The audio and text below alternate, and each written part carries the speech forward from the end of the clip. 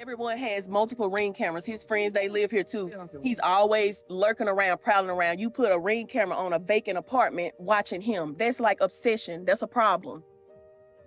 And I feel like the law should have protected him, and they failed him multiple times. Why would you take my uncle? Tell him how you feel about your uncle. I'm sad. I want him back. A young black registered nurse was gunned down by a police officer at his own home, but the details of this story isn't the typical one you're used to hearing on your news channel. This is a case of obsession, fatal attraction, and the inability to accept rejection. This is the sad story of Carlos Collins. Now, this story is still pretty fresh, so I didn't find much on Carlos's upbringing or too many details on who he was as a person overall. But what I can gauge from the bit of details I was able to gather during my research is Carlos was loved deeply by his family. He was certainly ambitious with his career goals in the medical field, and he enjoyed a good old night out on the town as much as the next person, as he would go out with loved ones during his free time. Carlos Deshawn Collins was born June 24th, 1998, to his beautiful mother, Ashla Hudson, who clearly set a great example for her children, as Carlos had grown up to become a registered nurse from Yazoo City, Mississippi, following the footsteps of his beloved mother, Ashla. Unfortunately, though, 25-year-old Carlos's flourishing life had been cut short just a couple months away from his 26th birthday, as he was found with multiple gunshot wounds in his apartment and was pronounced deceased on the scene just a couple weeks ago on the morning of Tuesday, April 9th, 2024, at the Tapestry Northridge Apartments near Parkway Drive and Old Canton Road, not too far from the Jackson Police Department's Precinct 4 in Jackson, Mississippi. Hinds County Coroner Sharon Grissom Stewart said Carlos's cause of death was due to being shot multiple times. But that wasn't the only thing that happened. Carlos had suffered before being shot because he was also beaten with an axe. According to ABC 16, a witness at the apartment complex reported hearing someone yell, "Marcus, stop," followed by the sound of gunshots. So who even is Marcus, and how is he connected to Carlos? Well, first, I'll give you a brief rundown of some of Marcus's shady past moments leading up to this, and then we'll get into how he's associated with Carlos. So first of all, a warrant had been issued for 33-year-old Marcus Johnson's arrest in connection to Carlos Collins' death on the very same day Carlos's life was taken. Marcus was being charged for homicide and shooting into an occupied dwelling. Now, what's crazy, but kind of not, because we all know how, unfortunately, a lot of the people who put on uniforms and a badge can be as f***ed up in the head as anyone else. But what's kind of crazy is Jackson Police Department wasn't looking for just anybody, right? When they put out that warrant, they were looking for one of their own. Well, used to be one of their own. You see, Marcus Johnson had worked for the JPD over a decade ago in 2013 for just 8 months. But according to WLBT.com, he resigned from the department on September 10th of that year while quote-unquote pending disciplinary actions leading up to his immediate termination. And in a separate incident in 2014, Chief Joseph Wade said that Marcus was arrested for impersonating a Jackson Police Department officer at the Palisades Apartments near Jackson State University and was in possession of a JPD radio and an old ticket book.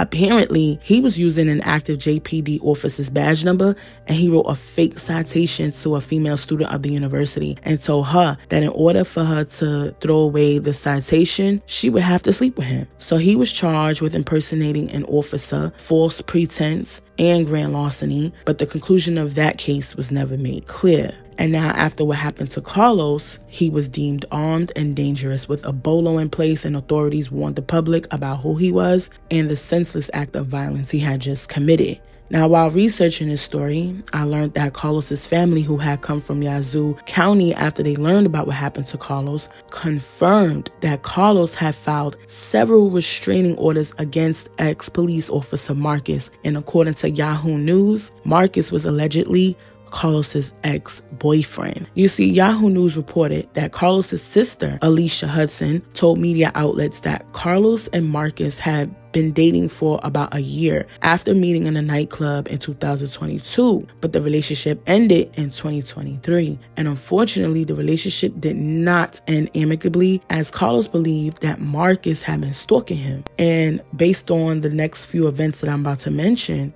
yeah, he was stalking him. You see, Carlos had went to the Jackson Police Department multiple times to report his concerns. His sister, Alicia, stated, quote, "In my brother's last months, he was living in hell dealing with Marcus. The Jackson Police Department mishandled his case and downplayed the situation. They didn't care to protect my brother. They protected Marcus," end quote. Apparently, after their breakup, Carlos found tracking devices on his car, on one of his friend's car, and a camera that he suspected his ex installed to watch his every move when he was coming in and when he was going out. And Alicia said there would be times where she would notice that everywhere she and her brother went, in terms of like going out to have a good time or something like that, Marcus would be there. One example of that is how Marcus followed Carlos to a spot called the M Bar, and Carlos and his family had gone there to celebrate a friend of the family's birthday. And Marcus was right there, seated next to them, hyper-fixated on Carlos.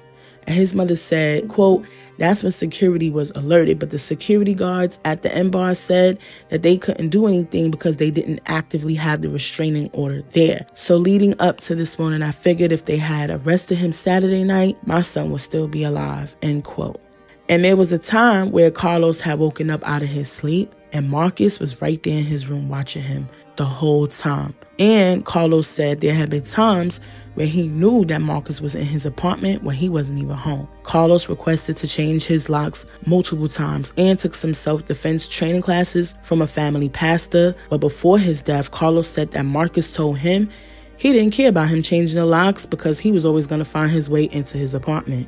Carlos's family was emotionally and mentally destroyed, especially his mother, Ashla. Ashla told WJTV News 12, quote, "I would rather him shoot me, beat me with an axe, not my baby, not him," end quote. They said they wanted justice and talked about how despite Carlos's efforts in protecting himself with a slew of restraining orders, Marcus was still able to hurt her son. Thankfully, just the following day after Carlos's untimely demise, on Wednesday, April 10th, Marcus was placed in custody. Leading up to the capture of Marcus, he took Mississippi Highway Patrol and Warren County law enforcement on a high-speed chase, traveling between 80 to 140 miles per hour on the Interstate 20 in Mississippi, and ending up in Louisiana, putting other lives on the road in danger. According to Sheriff Martin Pace, a part of Marcus's bolo description was his vehicle, a black Honda Accord. Well, on Wednesday evening at approximately 5:45 p.m., Warren County Deputy Dustin Keys saw Marcus's vehicle approaching the Vicksburg city limits. This is when Sheriff Pace, Deputy Keys, a Vicksburg police officer, and an MHP trooper all joined in on the attempt to stop Marcus in the car. They had to chase him as he crossed into Louisiana. As they went into Louisiana, Sheriff Pace said the Delta, Louisiana Marshal's Office, the Madison Parish Sheriff's Office, and Louisiana State Police all joined in on the chase as well. There had been several attempts of deflating Marcus's tires using tire deflation devices, but to no avail at first. They then entered into Richland Parish, Louisiana, where multiple Richland Parish deputies and additional Louisiana State Police officers joined in on the chase and were finally able to successfully deflate Marcus's tires in Rayville, Louisiana. Marcus had to roll his car over to a stop where he was then apprehended and remained in custody until Thursday, where he was extradited back to Jackson, Mississippi.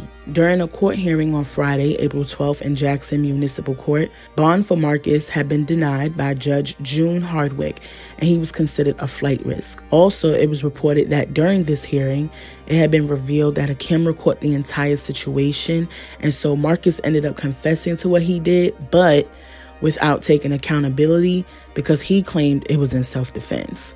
Marcus's attorney argued that Marcus did deserve a bond because the whole thing happened in self-defense. Yeah, okay. Ashla expressed concerns for justice in her son's case due to Marcus's ties to the JPD and stated how she didn't even want for her son's body to be laid to rest in Mississippi because nothing was going right there and she didn't believe he would get a fair trial there.